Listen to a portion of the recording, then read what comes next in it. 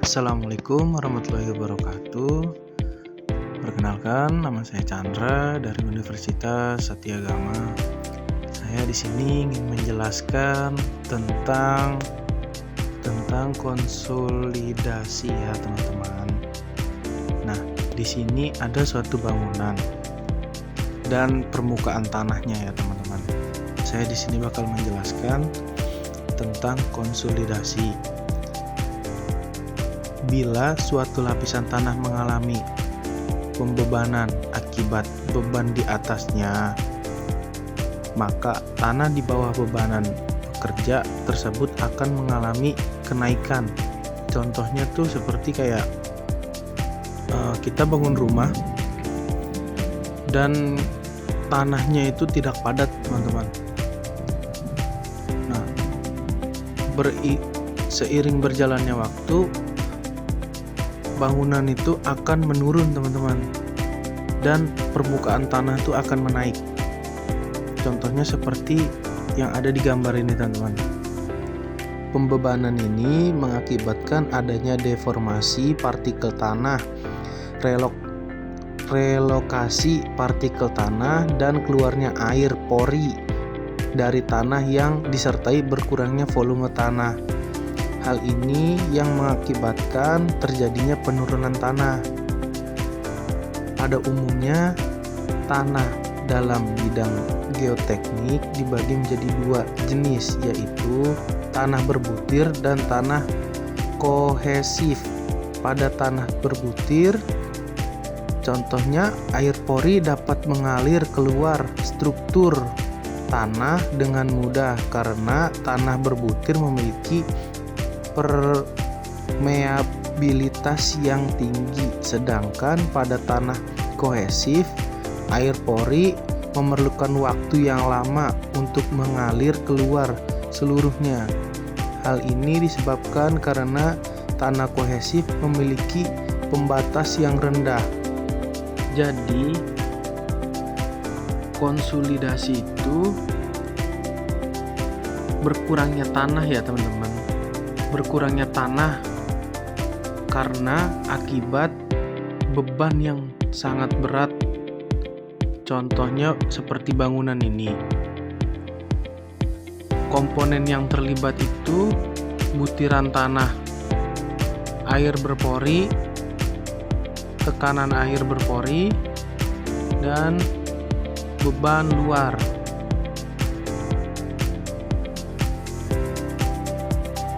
Tahap konsolidasi. Tahap yang pertama itu penurunan segera, terjadi cepat akibat deformasi elastis, umumnya pada tanah pasir atau granular. Yang kedua, konsolidasi primer. Konsolidasi primer itu proses utama keluarnya air pori hingga tekanan air pori hilang. Dominan pada tanah lempung jenuh. Yang ketiga adalah konsolidasi sekunder. Terjadi setelah air keluar semua disebabkan oleh penataan ulang butiran tanah. Oke, kita lanjut dari pengertian konsolidasi. Konsolidasi atau pemapatan tanah adalah proses berkurangnya volume atau berkurangnya rongga pori dari tanah jenuh berpermeabilitas rendah akibat pembebanan. Proses ini terjadi jika tanah jenuh berpermeabilitas rendah akibat pembebanan. Proses ini terjadi jika tanah jenuh berpermeabilitas rendah dibebani, maka tekanan air pori tanah bernambah. Akibat air mengalir ke lapisan tanah dengan tekanan air pori yang rendah yang diikuti dengan penurunan tanah. Karena permeabilitas tanah rendah, maka proses ini membutuhkan waktu. Waktunya itu sangat lumayan lama ya teman-teman. Oke, kita lanjut ke proses konsolidasi. Di sini proses konsolidasinya ada 3 tahap ya teman-teman. Yang pertama itu proses tanah yang belum adanya beban. Yang kedua itu sudah mulai adanya beban. Di sisi kiri dan sisi kanannya sudah bisa terlihat ya teman-teman. Di sini airnya itu menaik karena adanya tekanan. Dan yang ketiga, air sudah mulai naik sangat lumayan banyak ya di sini karena adanya tekanan yang berlebih. Nah, di sini tuh dengan adanya penambahan beban di atas lapisan tanah, maka lapisan tanah tersebut akan berubah bentuk atau terjadi kemampatan tanah. Hal ini terjadi karena dalam tanah akan berpindah dan rongga tersebut akan diisi oleh butiran tanah. Contohnya seperti bangunan ini, teman-teman. Kita bisa lihat di sini. Bangunan kalau belum menemukan titik di mana tanah itu keras, bangunan akan menimbulkan keretakan. Contohnya seperti ini. Rumah ini mulai retak karena rumah ini belum menemukan titik dasar tanah. Titik dasar tanahnya itu sebelum rumah ini dibangun, kita harus mengetahui bahwa rumah tersebut memiliki komponen tanah seperti apa. Oke, kita lanjut ke analogi konsolidasi. Mekanisme proses konsolidasi satu dimensi dapat dijelaskan dengan gambar, yaitu silinder berpiston yang berlubang dan berpegas. Di sini dengan air sampai penuh. Kita bisa lihat di sini teman-teman. Ini ada gambar A1A ya teman-teman. Di sini tuh pegas bebas, tidak ada gesekan dengan dinding silinder. Pegas melukiskan tanah, sedangkan air melukiskan air pori. Dan lubang piston melukiskan permeabilitas tanah.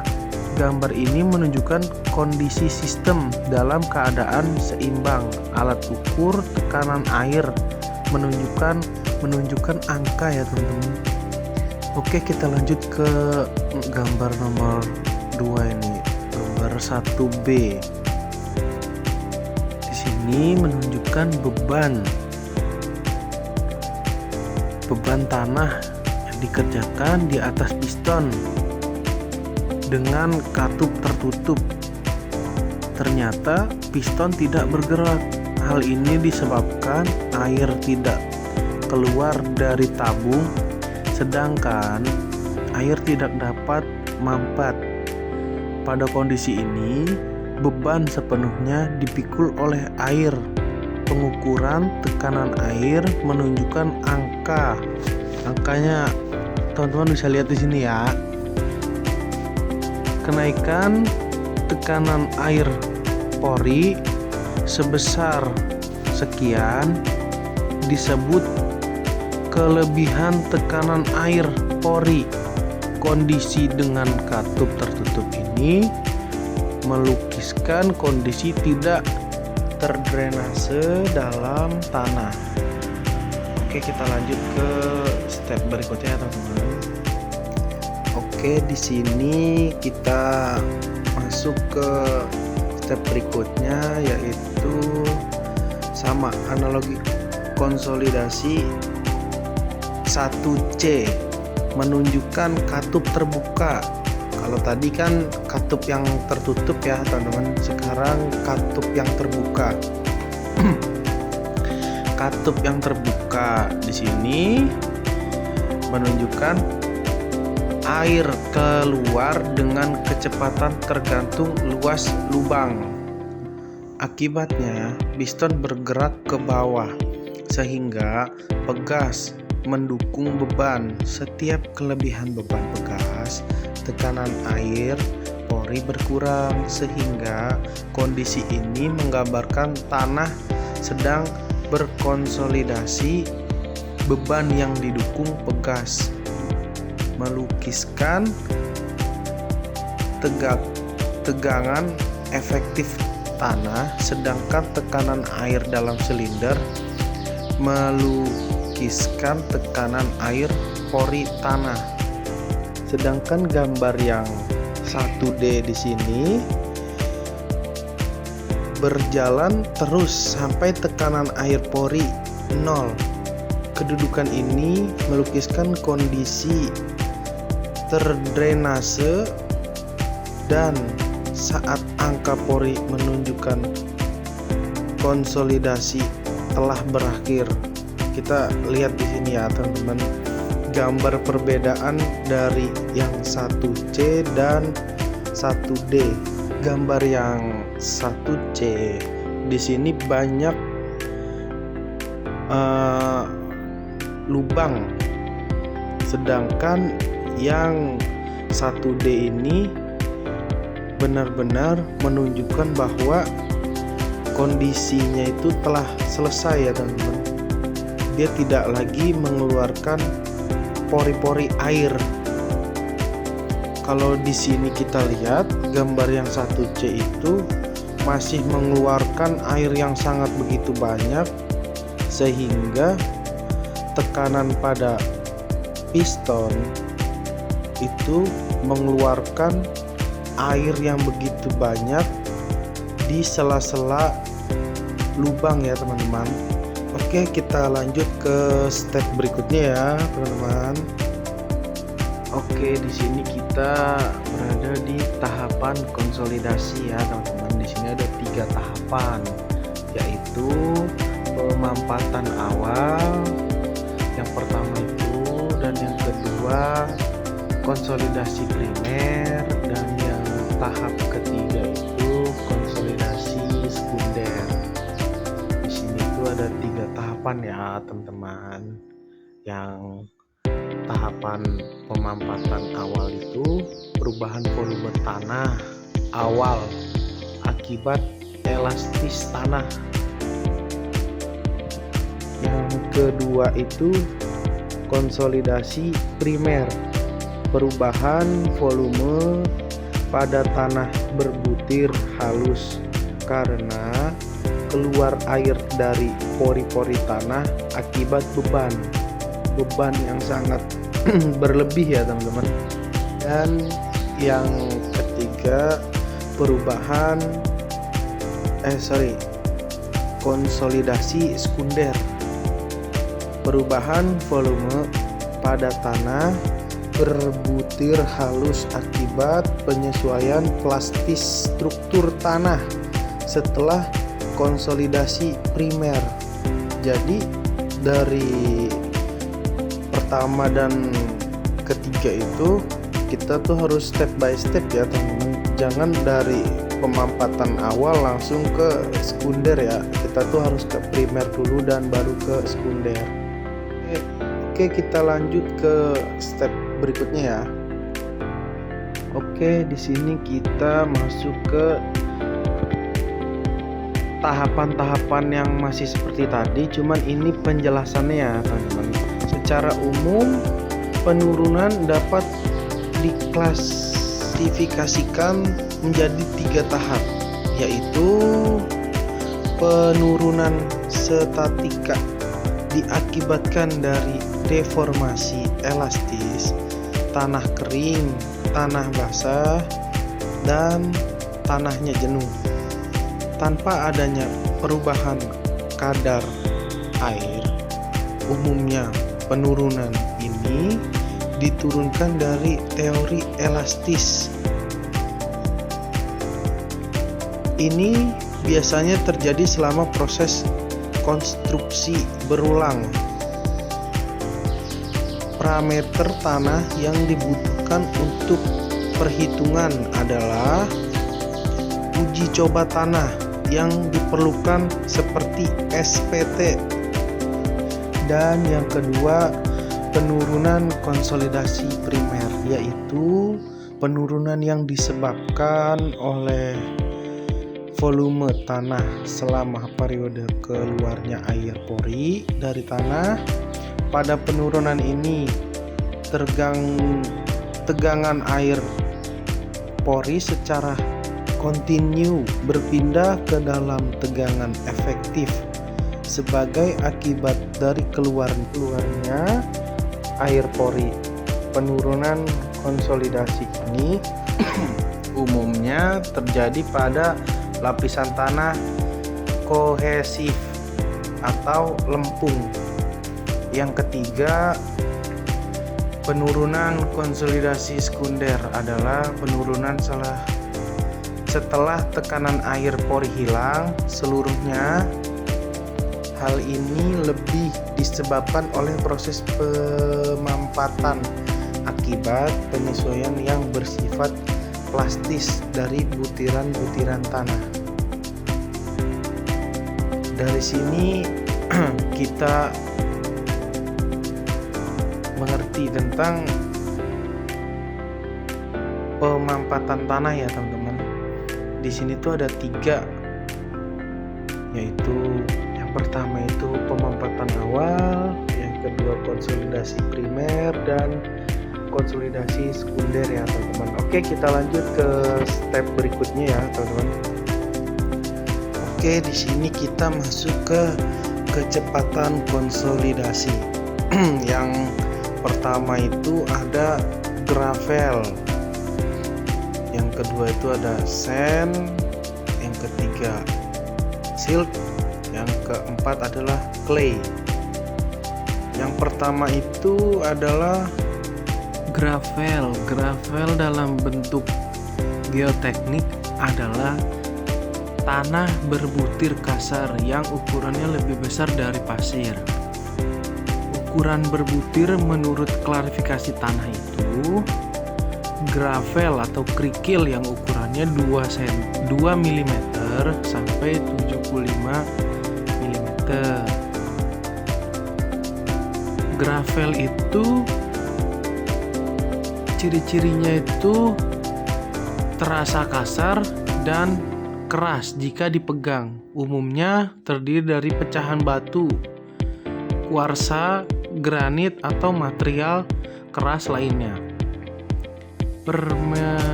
Permeabilitas tinggi, air mudah menyerap, tidak menyusut, banyak ketika terkena air. Itu gravel ya teman-teman. Peran gravel dalam tanah memberikan drainase baik, air mudah keluar, kuat menahan beban, sering dipakai untuk lapisan dasar, dalam, atau pondasi. Jika bercampur dengan tanah halus, perilakunya bisa berubah, drainase jadi jelek. Oke, yang kedua adalah sand. Sand itu pasir ya teman-teman.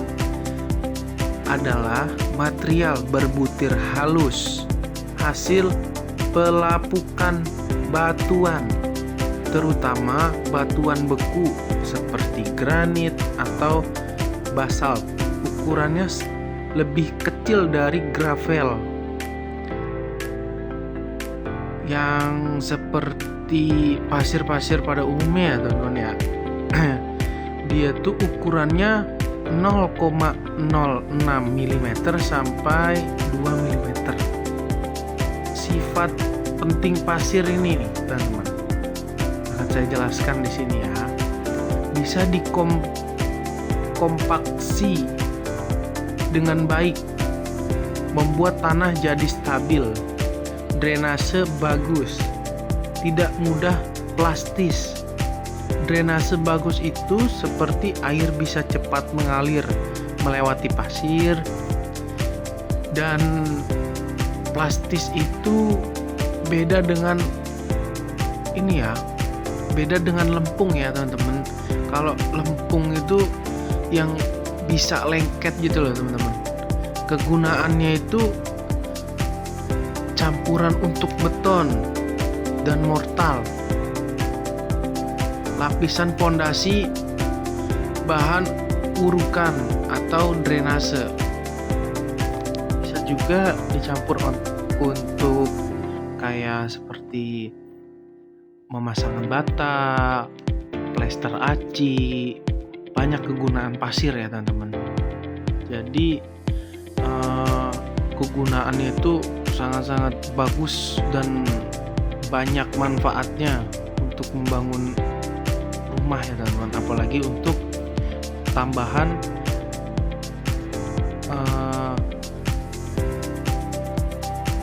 molekul-molekul yang ada di dalam tanah ya teman-teman. Oke, kita lanjut ke yang ketiga ya teman-teman. Yang ketiga di sini adalah silt. Silt itu adalah lanau. Lanau itu adalah material tanah dengan ukuran butir lebih halus dari pasir atau lebih kasar dari lempung. Ukurannya itu sekitar 0,002 mm sampai 0,06 mm. Jadi posisinya di antara pasir dan lempung ya teman-teman. Sifat silt, permukaannya itu terasa halus atau licin. Kalau diraba dengan jari itu halus ya teman-teman. Kurang baik drainasenya, air sulit lewat, bisa menahan air cukup lama. Kalau grain dan silt itu kan dia lebih lancar gitu loh teman-teman, dia tidak selama dengan silt itu. Kalau silt itu dia bisa lebih lama menahan air ya teman-teman. Dan di sini mudah tererosi karena butirannya halus dan ringan, tidak plastis. Bedanya dengan clay yang bisa lengket. Contohnya endapan di dasar sungai atau danau, lempung halus setelah banjir surut. Nah, itu contohnya ya teman-teman. Kegunaan silt sendiri jarang dipakai untuk konstruksi karena mudah erosi dan kurang stabil. Biasanya malah dianggap tanah jelek atau pondasi. Dulu saya juga pernah bekerja di konstruksi ya teman-teman. Itu saya membangun rumah yang tanahnya itu tanah wadas teman-teman. Itu udah keras, menampung airnya itu susah menyerap. Itu teman-teman, itu sangat-sangat sulit teman-teman. Oke, kita di sini masuk ke step terakhir ya teman-teman. Di sini kita masuk ke clay. Clay itu apa sih? Clay itu lempung ya teman-teman. Yang kita bahas dari tadi itu adalah clay. Clay itu adalah lempung, jenis tanah dengan ukuran butir paling halus dibanding gravel, sand, dan silt. Ukuran butirnya itu sangat-sangat kecil ya teman-teman, halus soalnya. Itu 0,002 mm, sangat halus, hanya bisa dilihat dengan mikroskop ya. Sifat clay itu plastis, bisa dibentuk saat basah, misalnya dibulat seperti plastisin, mengembang dan menyusut. Jika terkena air akan mengembang, jika kering akan menyusut atau retak. Seperti kayak kita bisa lihat ada pengrajin dari tanah ya teman-teman, pembuatan itu. Nah, kalau lagi basah gampang dibentuk ya teman-teman, kalau udah kering ya mudah retak. Dan di sini kohesif, butirannya saling melekat kuat karena gaya elektrostik. Yang keempat itu permeabilitas rendah, air sulit menyerap sehingga bisa menahan air dalam waktu lama.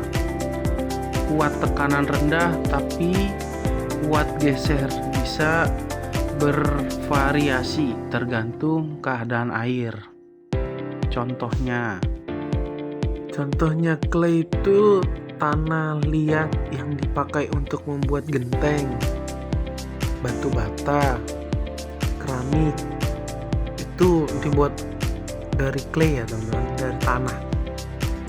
Lempung di bawah sawah yang menahan air itu juga clay ya teman-teman, itu tanah.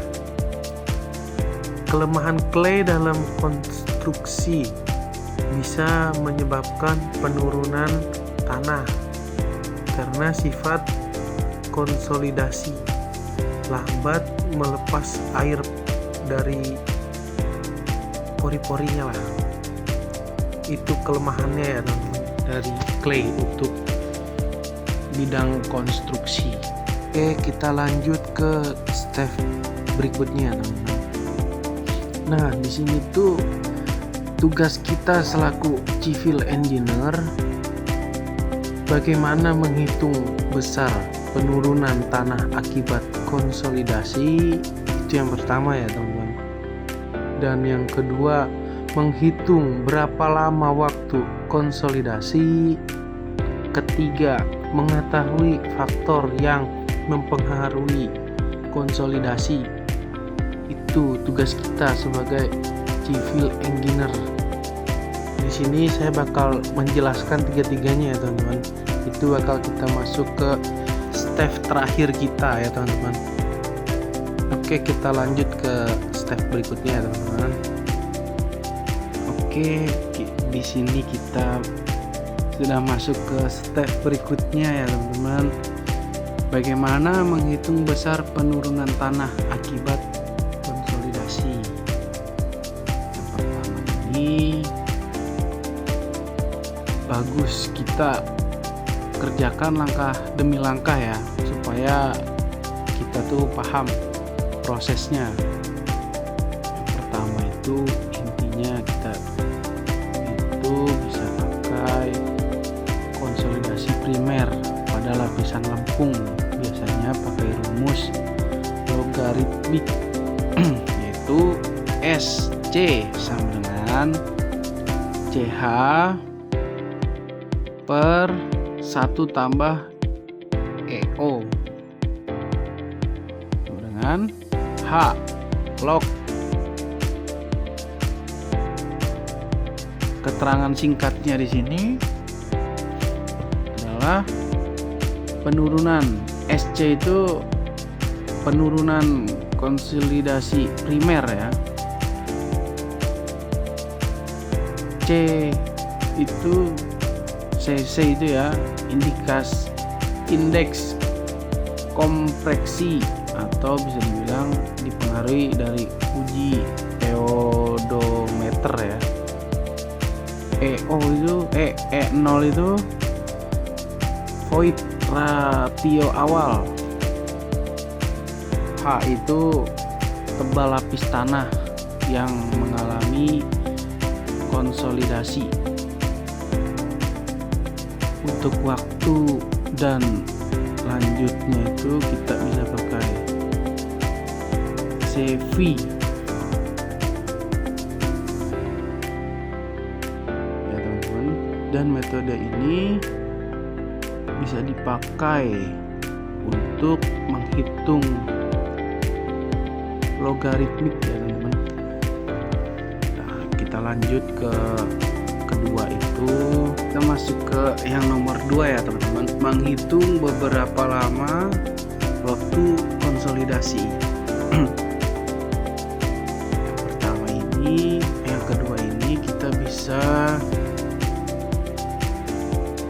mempelajari metode dan rumus, mempelajari konsep seperti CV dan hubungannya ke TV, tabel, metode, dan jasa grind. Langsung hitung dengan data.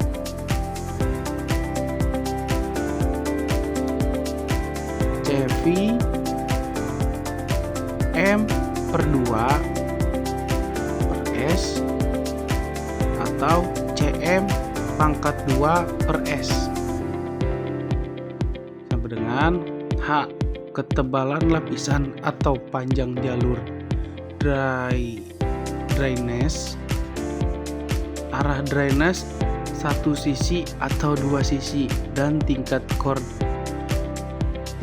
konsolidasi yang diinginkan.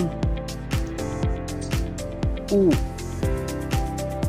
buka kurung persen tutup kurung akan menghitung waktu T. Itu teman-teman. Kita masuk ke step ketiga ya teman-teman, step terakhir. Oke teman-teman, di sini kita masuk ke step terakhir, yaitu mengetahui faktor yang memengaruhi konsolidasi. Faktor-faktor utama yang mempengaruhi konsolidasi. 1. Sifat tanah lempung. Ciri-cirinya indeks kompreksi atau bisa disebut itu CC. Makin besar penurunan makin besar juga ya teman-teman. Kedua itu void ratio awal yang bisa disebut EO. Makin longgar tanahnya, makin besar potensi pemampatannya. Yang ketiga, koefisien konsolidasi yang bisa disebut CV, memengaruhi kecepatan konsolidasi, bukan besar penurunannya teman-teman. Yang keempat, permeabilitas yang bisa disebut adalah K.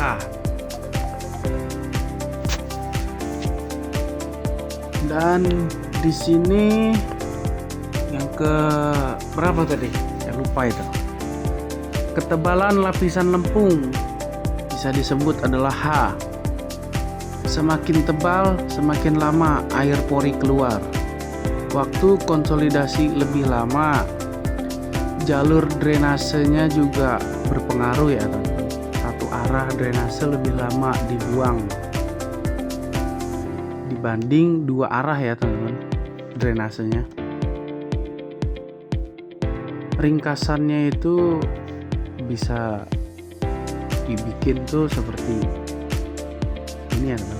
Besar penurunannya dipengaruhi oleh sifat C dan C, E0, buka kurung tutup kurung, ketebalan tanah dan besarnya beban tambahan. Lama waktu konsolidasi dipengaruhi oleh permeabilitas tanah, CV, ketebalan lapisan, dan konsolidasi drainase.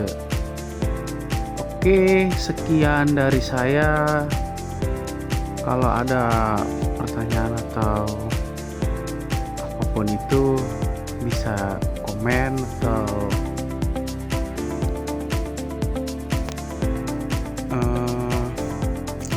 pokoknya kalian komen aja di bawah. Kalau ada kurang-kurang kalian bisa kasih masukan ke saya karena saya juga masih belajar. Sekian, terima kasih. Saya Chandra dari Universitas Satyagama. Pamit. Terima kasih.